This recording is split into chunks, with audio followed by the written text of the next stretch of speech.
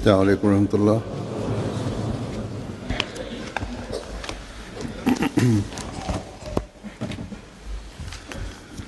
أشهد أن لا إله إلا الله وحده لا شريك له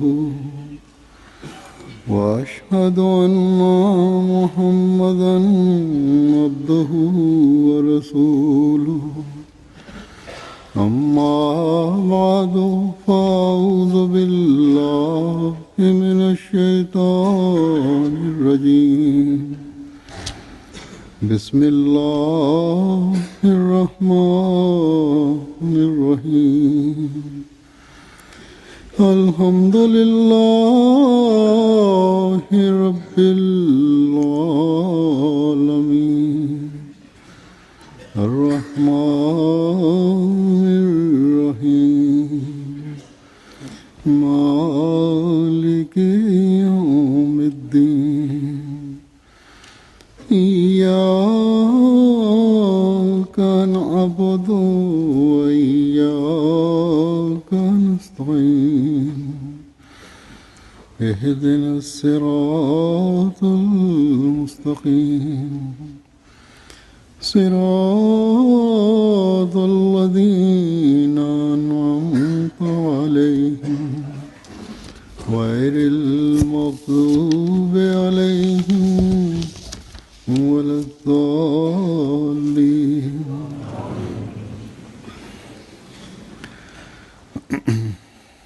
जो इंसान दुनिया में आया Bismillahirrahmanirrahim. Huzur kaže: osoba koja dođe na svijet jednog dana mora umrijeti. Svaka osoba. Ovo je Allahov zakon, zakon prirode i niko nije izuzet od toga.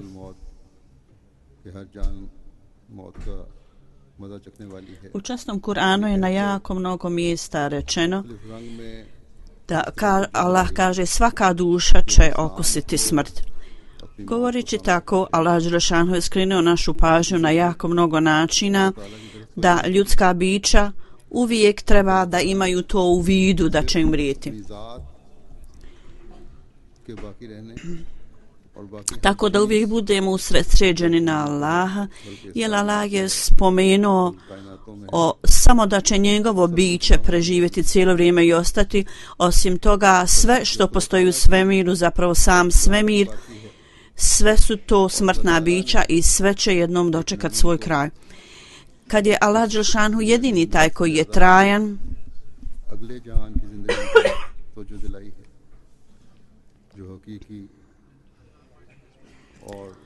iskrenuo je pažnju vjernika na budući život, da više obrati pažnju nego na ovaj svijet, jer budući svijet je stvaran život i trajni.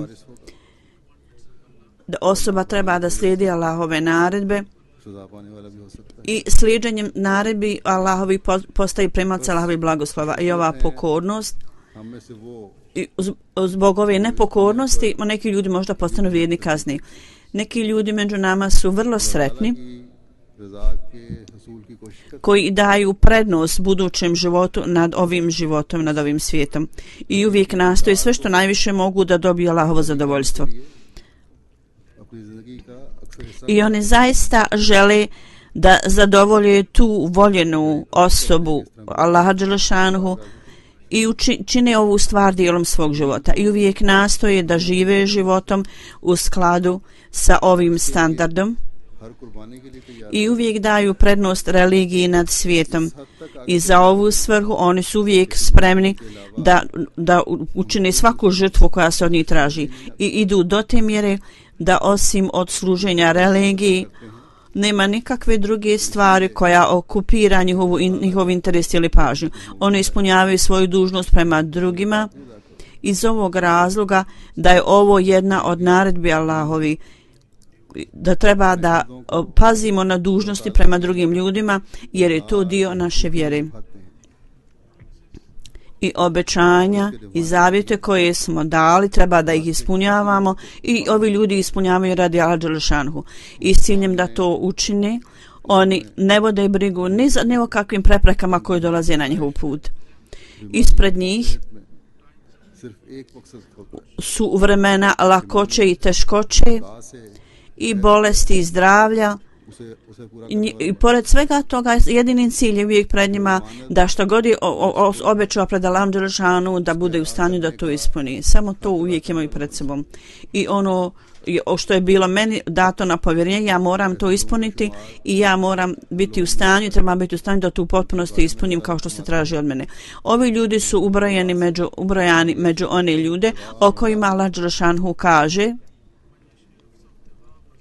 और लोगों में से ऐसे भी हैं जो अपनी जान अल्लाह ताला की रज़ा के हसूल के लिए u prevodu ima onih među ljudima koji radi Allaha dželešanu oni nude svoje živote radi Allaha, radi Allahovog zadovoljstva गोया i na njihovim licima नफ्स मुतमइन्ना की uvijek je spokoj i mir se može vidjeti na njihovim licima.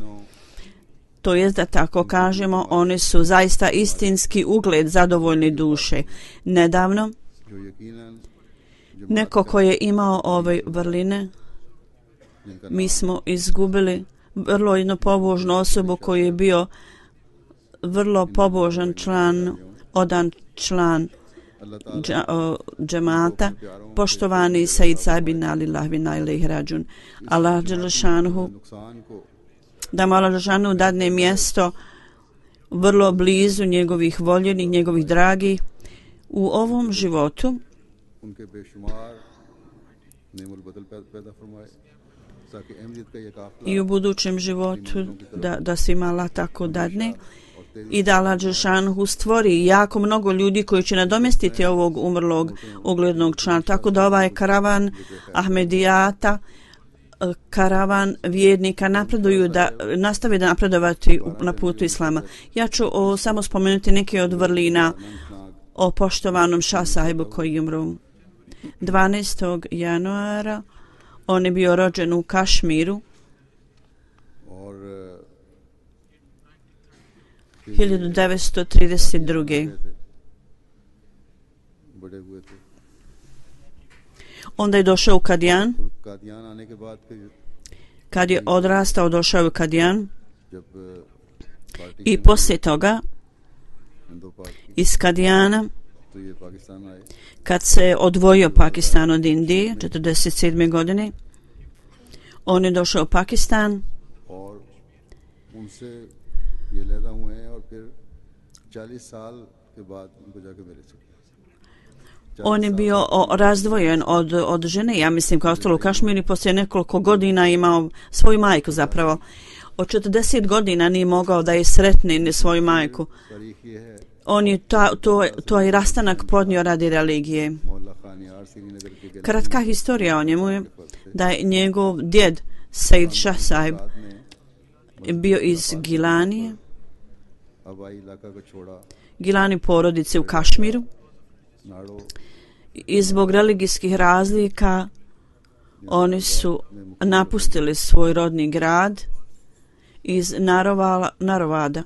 इनके On je u Narovadu se, ili tako nekako se zove grad, जो Huzur kaže, gdje je on smjestio se. Jedan od njegovih sinova je bio Said Nabab Shah Sahib, koji je dao zavjet bajata dok je bio vrlo mlad कबूल कर ली i pridružio se džematu Ahmedije.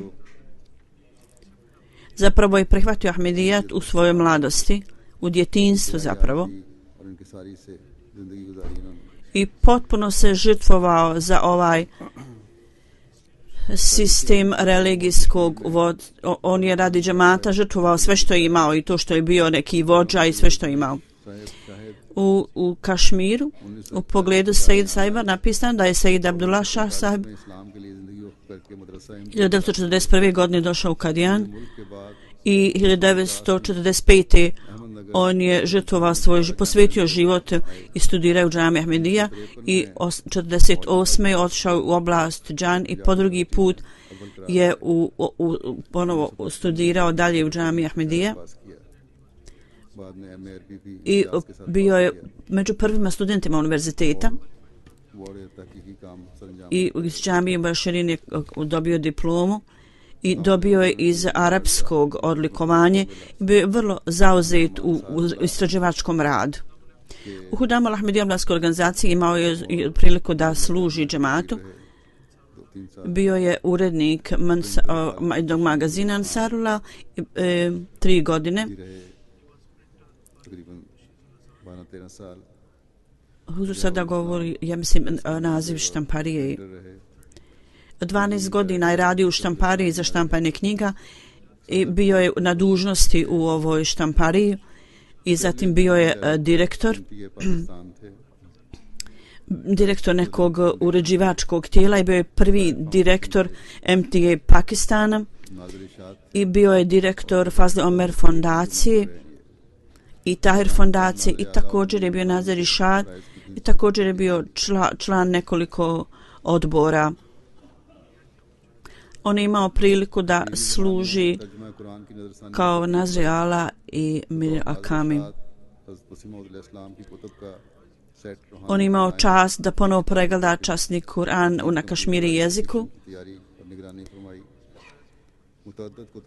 i čitav komplet Ruhani Kazajan obećanog Misaje knjiga, one su ponovo štampane poslije njegovog pregleda i on je napravio indeks ovim knjigama i također pozivajući se na indeksu časnog Kur'ana, on je također služio nekoliko aspekata. Hazret Kalifatul Mesih Rabi IV je u pogledu homeopatije knjige, on je također uzeo učešće u radu ove knjige. On je bio čovjek u velikog, važnog mišljenja, vrlo pobožan, vrlo jednostavan, vrlo razumljiv i mehkog, blagog srca, ljubaznog srca. Vrlo je malo govorio i sve je govorio vrlo dobro razmišljeno i uravnoteženo. Zbog čvrste podloge religijske on je istraživao sve stvari u detalje i davao nam korist svojim savjetima i sve upute koje je davao halifa vremena s ciljem da nađe navode. On je uvijek to radio na prvom datom prilikom. U pripremanju knjiga, objavom i cirkulaciji on je uvijek upućivao svoje osoblje i davao im vrlo duboke savjete, prosvjetljene savjete u raznim stvarima. Nekoliko je vrlo važnih stvari koje je on uradio. Zatim Nazir Rishad. Oni su imali odgovornost o štampanju Al-Fazl magazina. U pogledu štampanja on je imao posebnu sposobnost da provjerava kvalitet novina i mašine i štampe i raznih formi i vrsta. On je potpuno znao o ovim stvarima. Također o objavljivanju knjiga i magazina i periodičnih. On je davao vrlo solidne, čvrste savjete, vrijedne savjete u svim ovim stvarima. Kad je Sayyid Abdullah Shah Sahib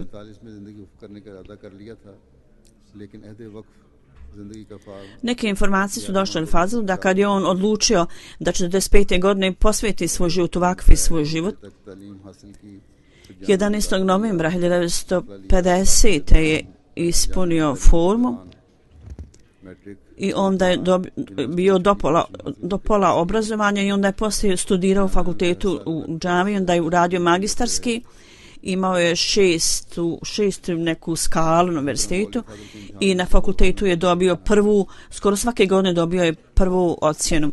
Slično tome Mulli Fazl, on je bio prvi u cijeloj provinciji.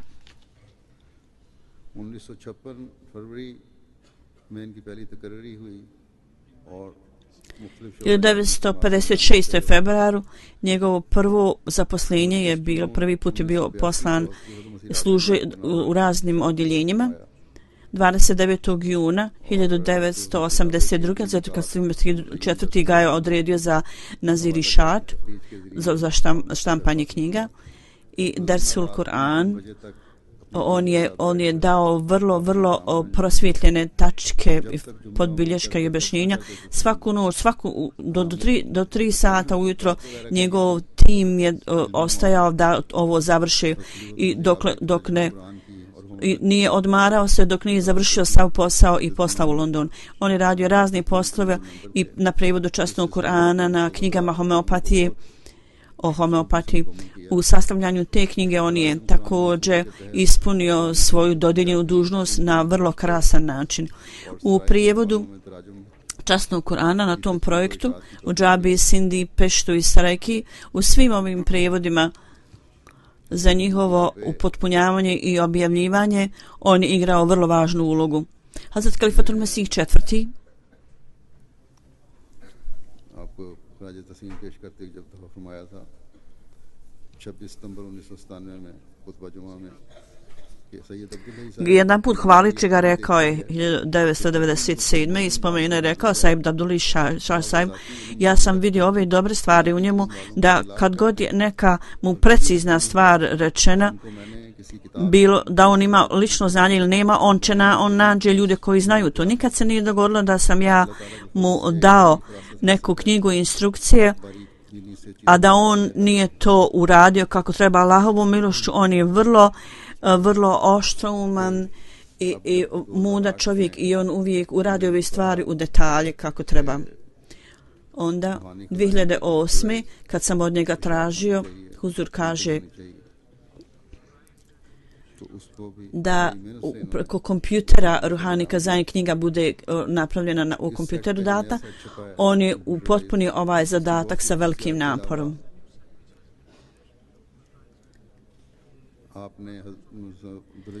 Osim jako mnogo vrlina je i ova da Said Abdullah Shah Sahib također je vodio brigu o ovoj stvari da ovaj dodatak treba stranca za strancom da bude u skladu sa prethodnim izdanjima, tako da u našoj historiji 50 godina ili toliko u njegovoj historiji da ili knjige ne bude nikakve razlike. Također u nekim člancima običan Mesaje, nekim arapskim pojma koje zbog nekih razloga prije toga nisu mogli objavljati, također su bile uključene u to izdanje koje je on napravio. Zat Kalifatul Mesih IV. Rahimahullah ta'ala, prijevod na urdu koji je on napravio, prijevod Kur'ana, na početku Hazrat Kalifatul mi je spomenuo, Kalifatul Mesih je spomenuo i rekao zahvalnost i rekao ovaj prijevod koji je bio napravljen. Radio je tim iz Londona koji su sa mnom radili, a također i u centru je bio tim uleme i njihov predsjedavajući je bio Said Abdullah Shaib. Oni su pregledali i oni su meni pomagali sa dobrim savjetima i da ovaj kolektivni napori savjeti nisu bili sa mnom, nije bilo moguće za mene da ja to samo uradim, tako je kalifa rekao. I jedan od svojih pisama 97. Kalifatul Mesih IV. Je spomenuo Nasir Ahmed Sahab, memorandum koji je predstavljen na skupu bio je pripremljen jako dobro i vrlo dobro pripremljen i vrlo dobro urađen. Ti uvijek uradiš posao, rekao je kalifa, vrlo prekrasno. U jednom pismu Hazrat Kalifatul Mesih Rabi je napisao Šah Sahibu izvještaj koji si ti poslao i ja sam primio. Mašala, ti radiš vrlo detaljan džob i vrlo si produktivan i Allahovom milošću jedini nazir kojeg ja nemam potrebe da podsjetim određenim stvarima. Jazakumullah, Allah te nagradio i da Allah Đelešanuhu te još povećava tvoje vrline. Zatim ovo pismo dalje ide, koje je Kalifatul Mesih IV. Uputio ovom čovjeku da Allah Đelešanuhu, Huzur kaže, je zaista osposobio čovjeka da stvarno prekrasno radi, vrlo dobar posao. Međutim, sve ove hvale su još stvorile veću poniznost u njemu. I on je još više bio naklonjen da još više uloži napora. On nije postao lijen i da pokaže neke slabosti u poslu. Ne, uopšte ne.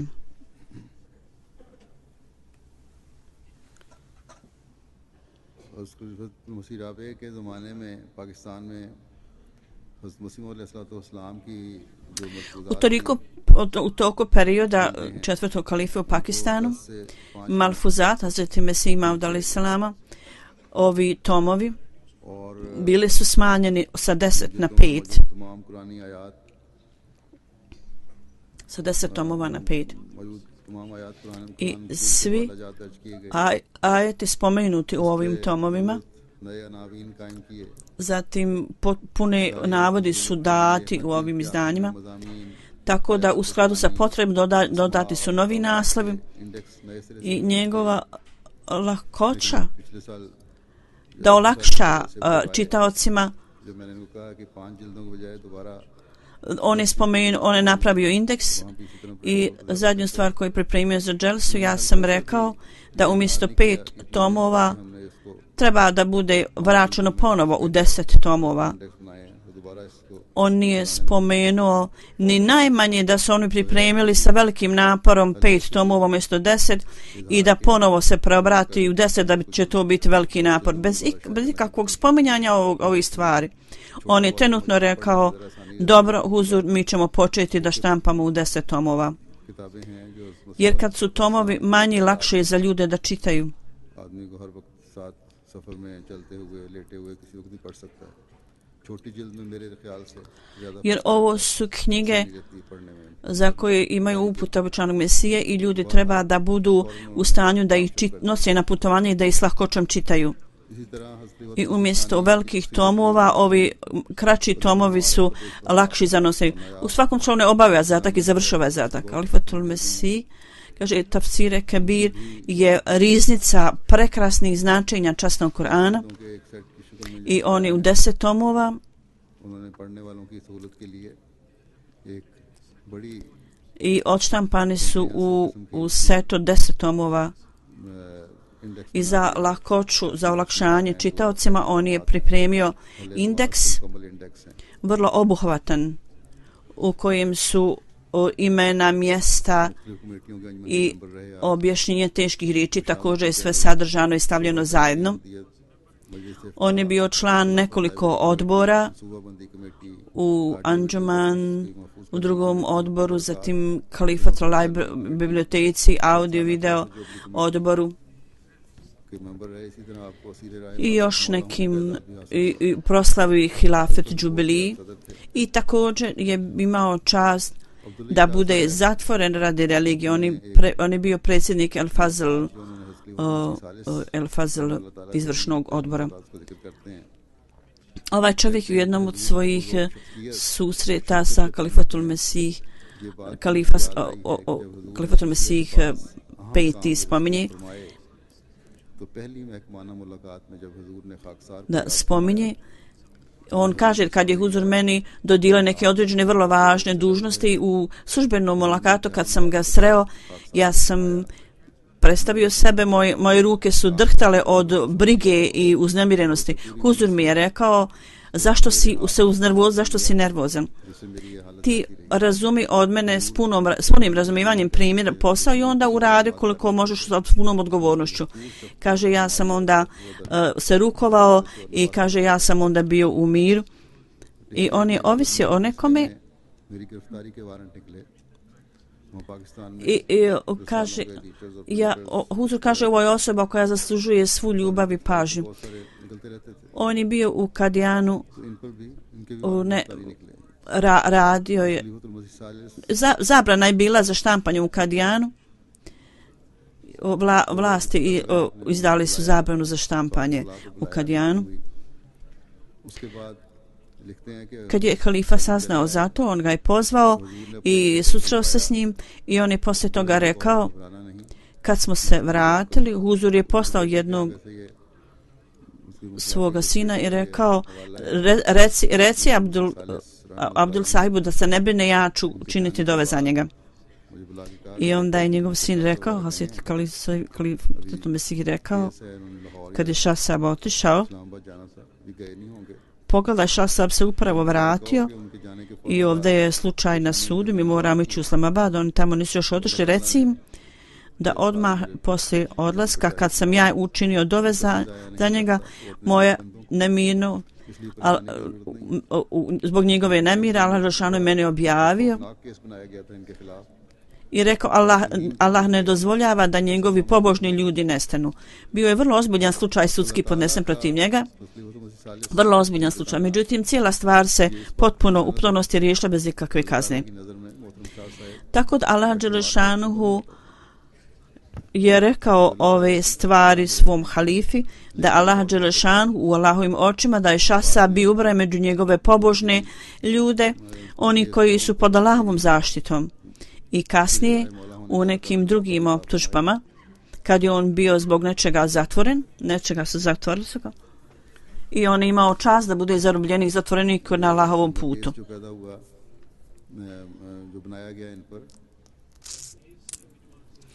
Slučaj koji je podnesen protiv njega,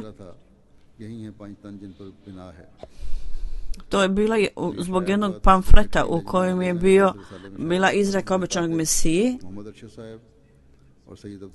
da je 5 stuba na kojima je religija bazirana, i to je spomenuto u magazinu Leđna, i Muhammed Ešedi i Šasab je bio uključen u tome, i oni su morali zato ostati u zatvorskoj čeliji nekoliko godina.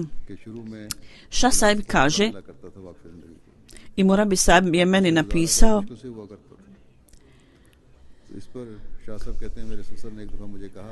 najava je vrlo bila ograničena iz početka, je vrlo bilo teško živjeti na tome, držati se samo toga.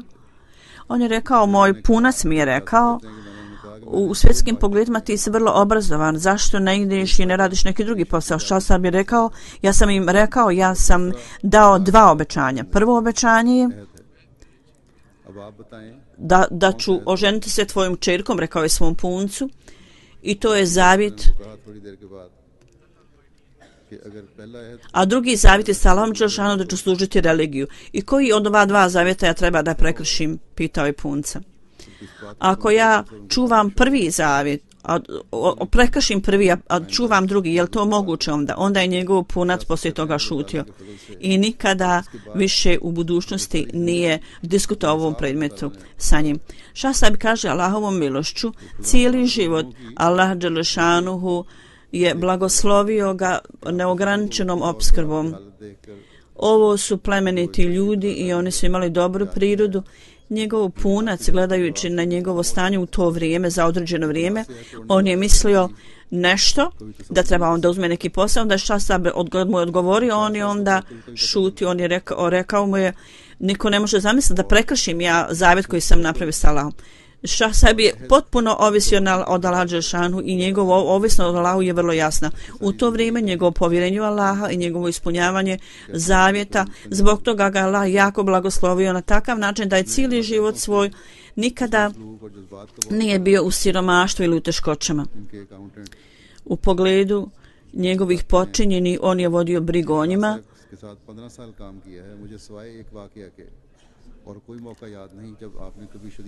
I jedan čovjek kaže, ja sam radio kao njegov počinjeni 50 godina, ja nikad ne pamtim da ikada izrazio nezadovoljstvo ili ljutnju. Dogodilo se tako da je zbog nekog nerazumijevanja mi smo bez pitanja odobrenja, mi smo ostavili određene knjige u nekoj kancelariji i neko je rekao ovome Šasahibu i Šasahib je na to bio jako ljut. I zbog njegovog nezadovoljstva ja nisam 2 dana išao u njegovu kancelariju. Poslije toga on se nasmeo na mene i tražio me da dođem i nasmeo i bili su pred njim neki keksi i dao mi je. Još jedan pomagač u njegovoj kancelariji kaže, Muhammed Iqbal Sahib, kaže 20 godina on je nas tretirao kao svoje vlastite sinove i uvijek je bio ljubazan prema svim radnicima. I njegov stil je bio izuzetno kao derviša, kao predanika. On bi radio uslugu nekomu, čini bi usluge, nikome ne bi rekao o tome, ne bi otkrio. Ako bi nešto privatno uradio, i ako neko bi mu privatno nešto rekao, uvijek molio za to, Allah činio dove. Ako bi neko tražio uslugu ili pomoć, on bi svakima pomagao, pogotovo siromašnim ljudima. U pogledu njegove dubine znanja, Abdul Munjib Amir Sahib kaže, खाकसार को बाज़ मुश्किल मुकामात के हल्के Kaže, kad sam ja počeo ovdje posao, ja sam bio povezan s njim मोहतरम शाह साहब ने हर दफा i u pogledu rješenja nekih teških tački ja sam imao potrebu da me on uputi. Šah sahib je uvijek s poštovanjem पर इनके जवाब हमेशा बहुत मुदल्लल और omogućio mi učenu uputu i sve tačke koje objasnio uvijek su bili puni argumenata i obuhvatili su sve aspekte pitanja, datog pitanja. Skupa s tim, on je bio čovjek dobrog morala. Ako bi ja predložio neke prijedloge, on bi to prihvatio na vrlo zadovoljan način. I ovo se nastavilo do kraja njegovog života. Bešira sahib piše, prilikom neke godišnjice u džamiji na fakultetu, mi smo imali običaj da pozivamo uglednike među starješnjama džamata. Jedne godine, kad je direktor došao, jedan od gosta je spomenuo da ljudi koji rade, imaju razni tip vrsta ljudi koji rade. Ima oni koji rade jednom rukom, a drugom udaraju. Znači da tako kažemo da oni javno objavljuju šta su radili i najavljuju, oglašavaju. Međutim, i kaže, ima drugih ljudi koji klape, koji udaraju obodvima rukama, a ništa ne radi nikakav posao, nego samo najavljuju i reklamiraju se. I ima opet trećih ljudi koji rade sa dvije ruke i ni najmanje nisu zainteresovani da neko treba da to vidi i da ih hvale. Danas ovakve sluge religija je danas naš gost i on je rekao to je Šah sahib. Ovo je 100% tačno uzor, kaže. Ja sam uvijek vidio da on vrlo tiho nastavlja svoj posao. Njegove članci su bili oteknuti. Kad sam ga pitao, to je rekao, nisam ja to ni vidio. Kad ja radim posao, ja potpuno sam nemaran ovim stvarima. Kakav god posao sam zainteresovan i koji mi je dat, ja to treba da uradim, ne marim za to. On je bio čovjek, malo je govorio. Kad god bi govorio, njegovo mišljenje je bilo vrlo čvrsto i vrlo zdravo, razumno. Bešir sahib piše,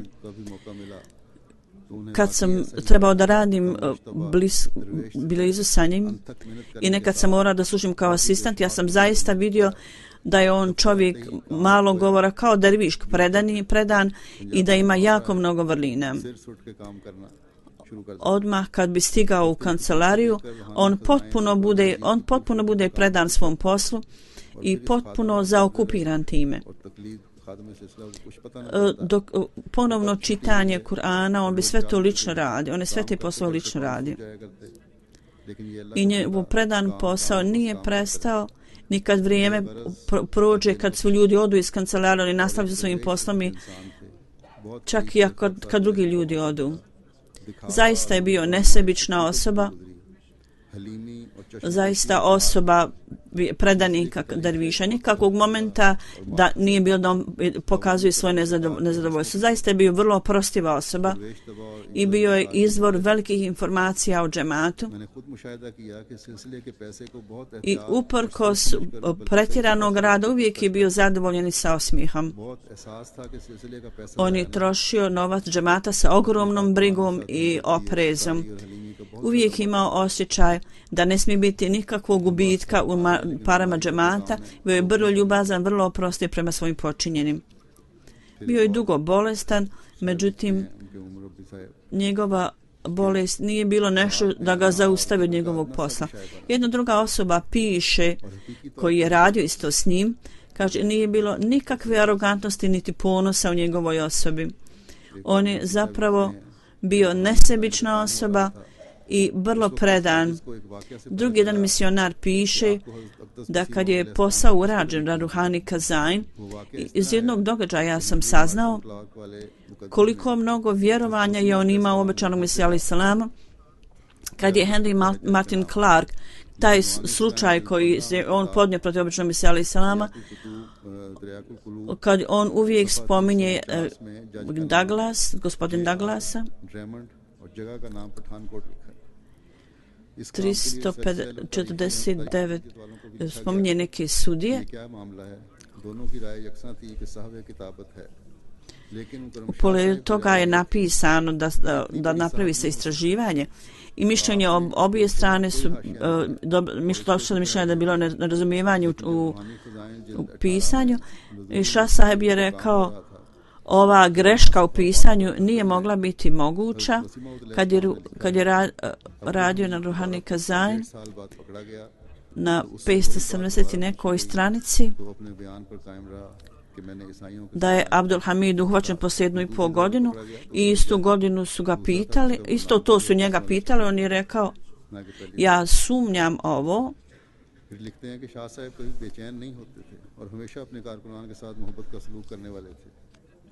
I on kaže Šah saheb nikada nije bio uznemiren, on je uvijek bio miran i u miru sa radnicima koji su radili sa njima. On kaže jer on je bio vrlo korisna osoba. On je džematski posao radio sa ogromnom predanošću i željom i uprkos bolesti on je puno vrijeme radio. Njegovi stopala su uvijek bili oteknuti i imao je problem sa srcem. Prije nekoliko godina neki posao je došao iz Londona da se provjeri indeks Brahine Ahmedija i ovaj zadatak je njemu bio dat. Šah saheb je meni poslao poruku, ovaj misionar kaže u biblioteku i svi dodaci koji su bili objavljeni da se stave zajedno, da se sastavi. Kad sam ja ih sve sakupio i stavio u karton, pitao sam ga hoću li ja donijeti ovo za provjer, on je rekao ne. Zašto ti da uzimaš teškoću, ja ću doći. Iako je teško bilo za njega da dođe, on je ipak došao u biblioteku i on provjerio sam lično sve ove dodatke koji su bili štampani u dodatak Brahine Ahmedija knjige. On je rekao nijedna dodatno izdanje ne smije biti nigdje izgubljeno.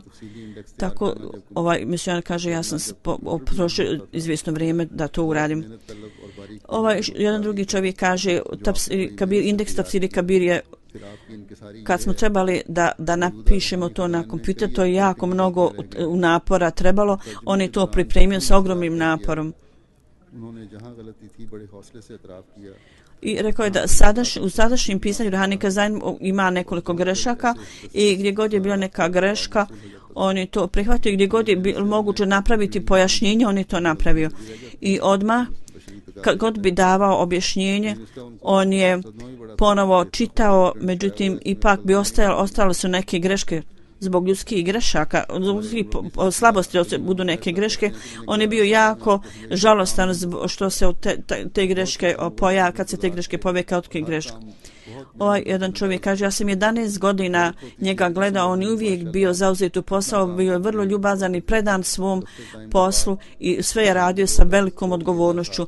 Čovjek može da se iznenadi kako je sa toliko godina on radio i imao je susrete, mitinge sa Arapima, sa arapskim odjeljenjem do kasno u noć i pripremao je ove provjeru čitanja svake knjige sam lično je radio.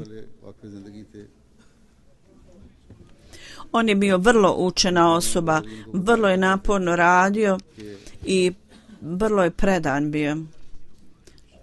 On bi govorio starijim misionarima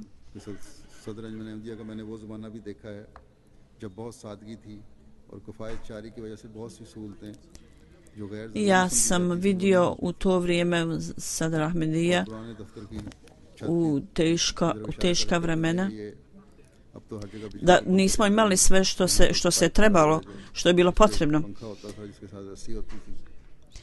i da bi dobili sobu, da bi imali krov, bilo je vrlo teško i ne rekao mi sada imamo i ovo sredstva za hlađenje i mnoge druge stvari.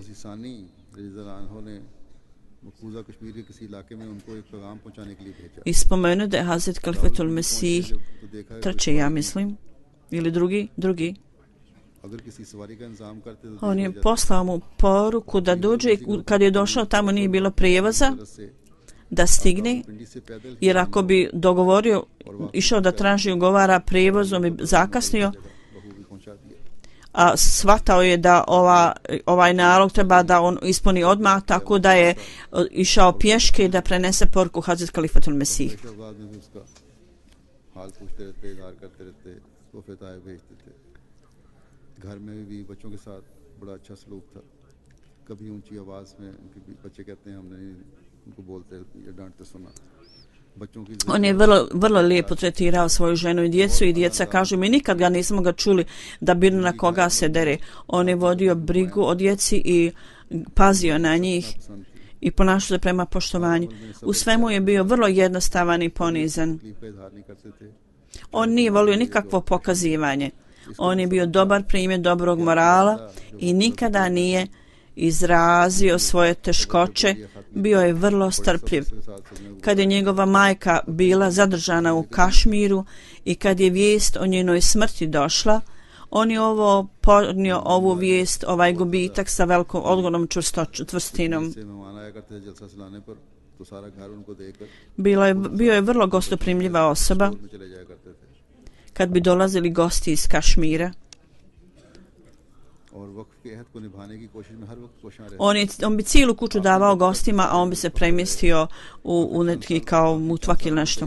On bio je vodio je veliku brigu o tome što je predao svoj život, vakfio svoj život za islam. Kasnije, kad je već ostario, skoro sva njegova djeca su vani i on bi ponekad išao da ih podsjeti. Jahija Saib, koji je predsjedavajući Humanity First, on ponekad dolazi svojoj djeci i neko mu je govorio trebaš ostati ovdje. On je rekao ja sam cijeli svoj život posvetio, ja nisam posvetio samo dio svog života. I njegove, kao što sam rekao, 100% uvijek bila otečna, međutim uvijek je redovno išao u kancelariju i nije dozvolio da to utječe na njegov rad.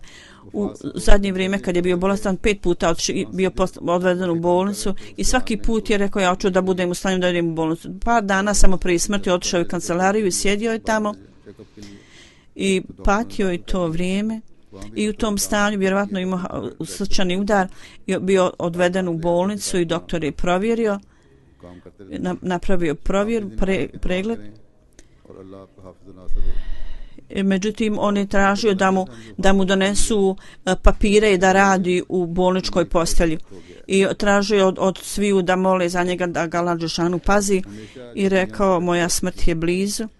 I misle da mu smrt još nije blizu i rekao moje vrijeme ne dolazi. Kad god bi neki faks primio, on bi svojom rukom odgovarao. Njegovo zadnje pismo koje sam primio bilo napisano njegovom vlastitom rukom, a ni od jednog službenika niti na štampu. On je vrlo lijepo pisao i zbog bolesti njegova ruka je drhtala, međutim on je potrošio vrijeme i trudio se da to vrlo lijepo napiše.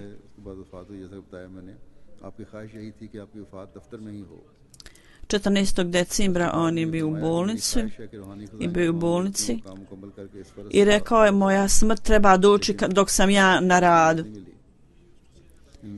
I govorio je ja ću završiti posao ispravljanja, da ispravim greške u Ruhani Kazaj, međutim smrt ga je pretekla. Ovaj čovjek kaže da Šah Sahib, da mu jedan rođak njegov rekao da 17. decembra Šah Sahib je imao san da je njegova supruga došla i rekla zar nisi kupio kartu već? On je rekao ne nisam i poslije toga je rekao ja sam uzeo tiket i ja spremam se da idem. Narednog dana kad je njegovo vrijeme došlo,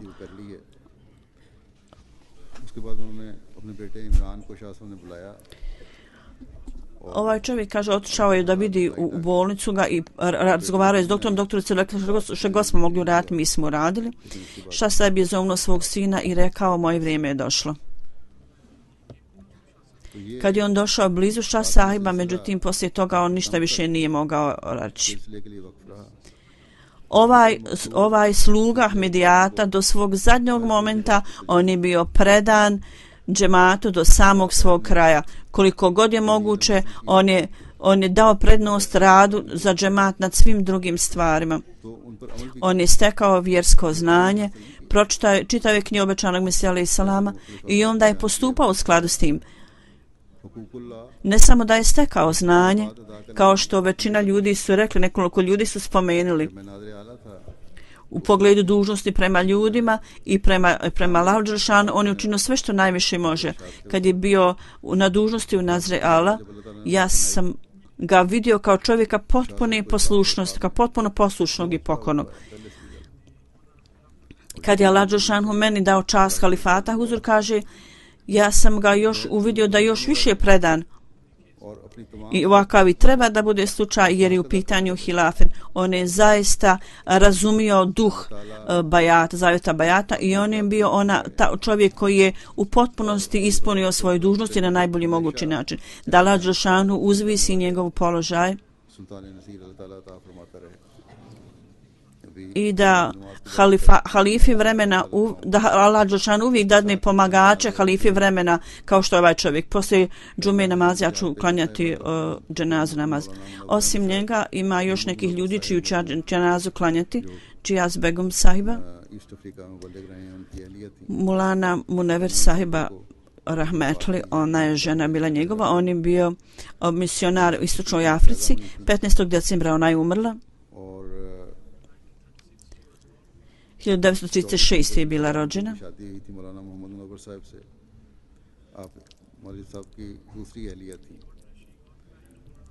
I udala se za Mulana Munever sahiba. Ona je bila njegova druga žena. I do vremena udaje i do njegovog penzionisanja, kad se penzionisao, on se vratio iz posla i do unazad 2-3 godine. Ona je imala čast da služi skupa sa svojim mužem u nekoliko zemalja. Mali Munever sahib je napisao malu knjigu. On je jako hvalio oba žene i Kalifatul Mesih Rabi je pohvalio ovaj buklet i rekao ovo treba da bude dobar primjer. Prva žena Munever sahiba prema drugoj ženi koja je sada umrla, ona je zvala Apa. Kao starija sestra, oblačala joj se kao starijoj sestri i nikada nisu imale nikakvog sukoba među sebe, a on ih je obe tretirao sa velikom ljubaznošću i djecu obiju žena. Ljudi su pitali ko je tvoj stvarni brat. I on je finansijski pomagao oba dvije žene. On je poslije dobivao penziju, ponekad je uzimao kao zajam da se pomogne.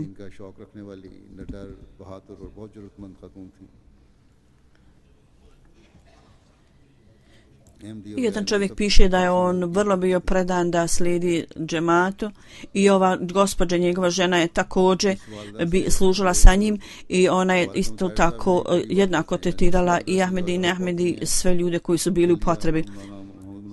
Mubarak Dari sahib je od prve žene.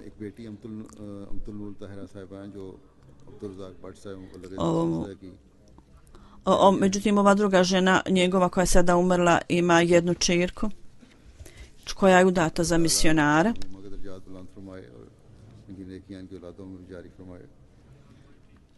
Da Allah dželešanu uzdigne položaj ove gospođe.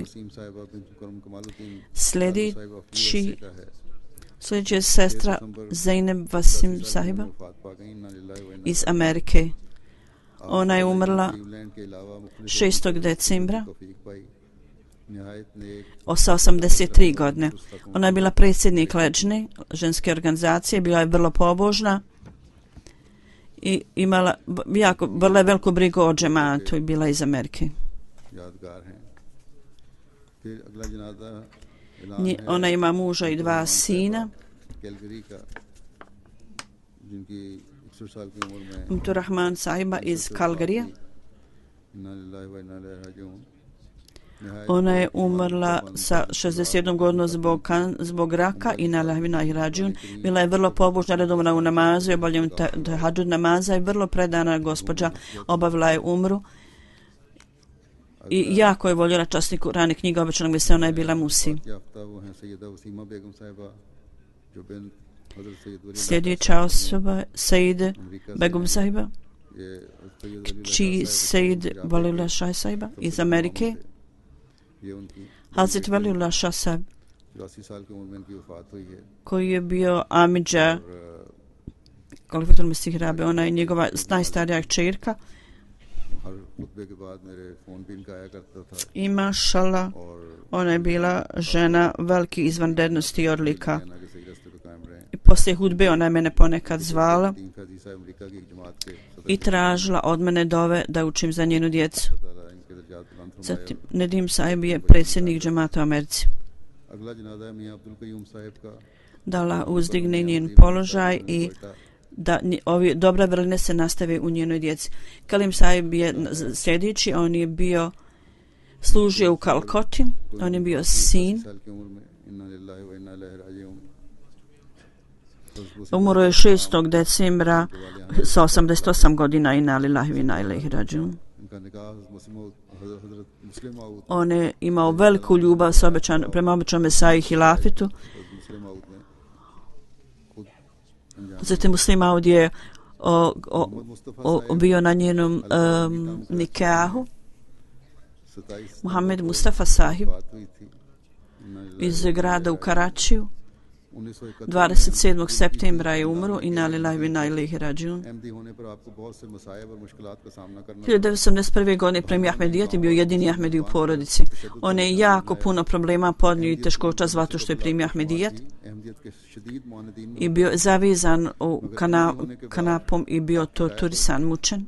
और जमात के साथ Prije nego što je postao Ahmedi bio je oštar neprijatelj protivnik Ahmedijata, međutim nakon primanja Ahmedijata ne promijenio se potpuno i bio vrlo predana osoba u svojoj lokalnoj organizaciji, bio je sekretar na lokalnom nivou, služio je džematu i učio, poučavao je časni Kur'an i dosta dijelova Kur'ana je naučio na pamet. I za sebe ostavio ženu, jednog sina koji je misionar džemata, Nezira iz Čakval. Nezir, ovaj čovjek je zapravo umro i on je tražio da mu se klanja dženaza u odsustvu. Kada sam sabe, Hazret Mesih Maud.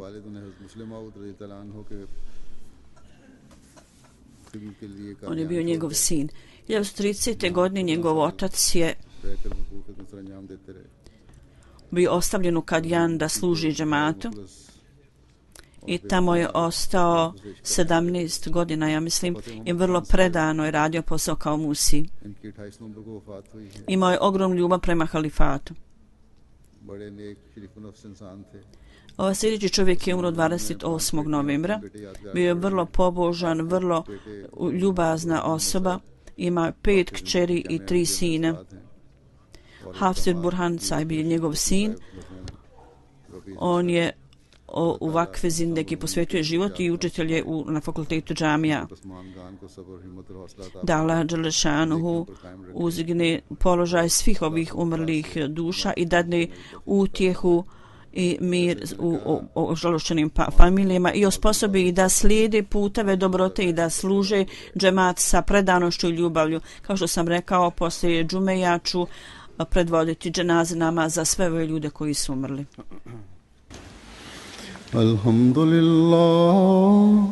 Alhamdulillah nahmaduhu wa nasta'inuhu wa nastaghfiruhu ونؤمن به ونتوكل عليه ونعوذ بالله من شرور أنفسنا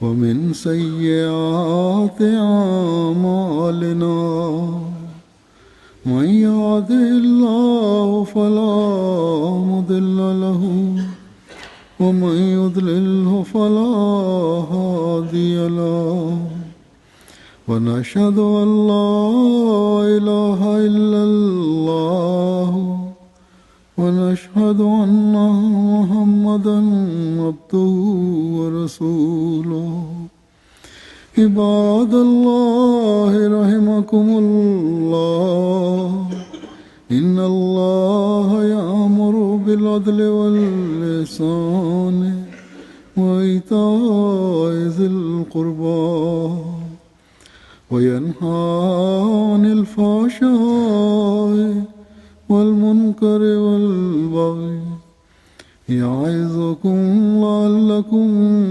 تذكرون اذكروا الله يذكركم وادعوه يستجب لكم ولذكر الله أكبر.